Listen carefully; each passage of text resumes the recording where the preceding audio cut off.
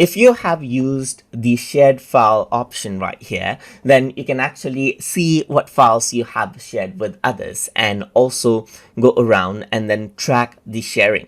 So to do that, over here on the home page, you can see share history is an option. And once you go around and click over here, then you don't have anything over here on shared with you, as you can see right here. That is because no one has shared anything with you. But if I were to go to shared by you, then you can see the video that you actually shared out. And you can see that the link is active over here. How is that? That is because you can see that who can open the link is set to everyone right here. You can also go around and copy out the shared link and share it out once again right here. You can also go around and change it to spaces only right here. So even if you go around and initially share out your videos as public, but later you decide that you just want to share it out with your space, you can go around over here in the share history and then change out the settings of the share history as well.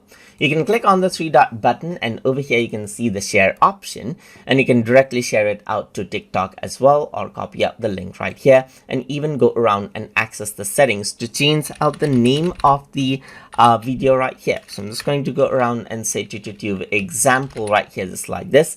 And you can allow downloads, allow comments, and even password protect the sharing, which gives you a password, as you can see right here. So not anyone can easily access out the shared files.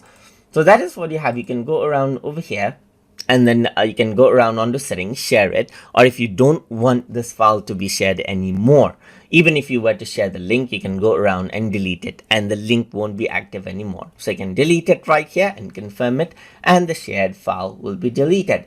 And that is how you can go around and change the share settings inside of the share history area inside of CapCut. So I hope you guys learned something as always. And as always, please like, comment, share, and subscribe.